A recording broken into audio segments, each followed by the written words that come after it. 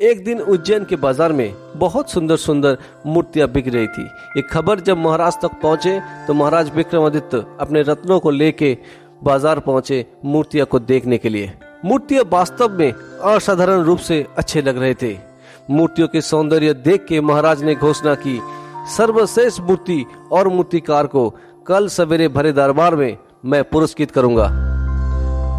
सारे मूर्तियों को अच्छे से जांच करने के बाद 9 रत्नों ने मिलके एक मूर्ति को चुने और उसे दरबार में महाराज के सामने सवेरे पेश किया गया। जब मूर्ति से पर्दा हटी तो सबकी आंखें खुले के खुले रह गए। महाराज के सामने बहुत ही एक नायाब मूर्ति रखे गए थे। महाराज खुशी से पुरस्कार की घोषणा करने ही वाले थे कि अचानक एक आवाज आई, रुकिए महाराज, पहले मेरे इस मूर्ति को एक बार देख लीजिए, उसके बाद घोषणा कीजिएगा। दूसरी मूर्ति भी लाजवाब थी। महाराज अब दुविधा में पड़ गए। विक्रमादित्य अपने नवरत्नों के साथ चर्चा कर ही रहे थे कि अचानक एक तीसरी मूर्तिकार दरबार में आए और कहा, महाराज मेरे इस मूर्ति को एक बार देख लीजिए, आपकी सारी दुविधा दूर हो जाएगी। तीसरी मूर्ति भी बेमिसाल था। महाराज की गुत्थी सुलझी नहीं बल्कि और उलझ गई।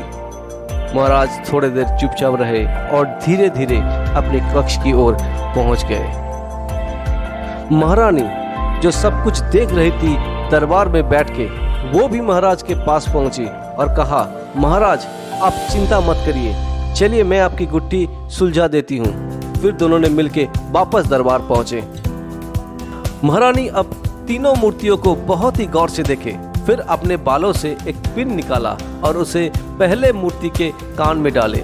मूर्ति बहुत ही सॉलिड था, पिन अंदर गया नहीं। फिर महारानी सेकंड मूर्ति के कान में जैसे ही पिन डाला और वो दूसरे कान से निकल गई। फिर वही पिन तीसरी मूर्ति के कान में डाला और वो पिन मूर्ति के मुंह से बाहर निकल आए।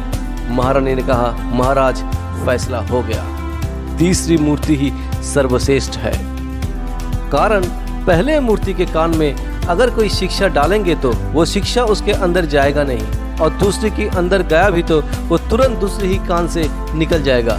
केवल मात्र तीसरी मूर्ति के अंदर कोई शिक्षा, कोई ज्ञान अगर डालेंगे तो पहले वो खुद शिक्षित होगा, फिर प्रचार के माध्यम से वो दूसरों को भी शिक्षित करेगा। इसीलिए तीसरा मूर्ति ही सर्वश्रेष्ठ है। दोस्तों, हेनरी फोर्ड ने कहा है, जिस किसी ने भी सीखना बंद कर दिए तो बूढ़े बन चुके, चाहे आप 20 के हो या 60 के। जिंदगी की सबसे बड़ी चैलेंज है अपने आप को यंग रखना। कारण यदि आप सीखने के इच्छुक नहीं है तो कोई आपकी मदद कर नहीं सकता, और अगर आप सीखने के लिए दृढ़ हैं तो कोई आपकी अचीवमेंट को रोक नहीं सकता। पहले बहुत ही अच्छे से सीखिए और इस शिक्षा को कड़ी मेहनत के साथ इम्प्लीमेंट कीजिए to achieve goal in your life.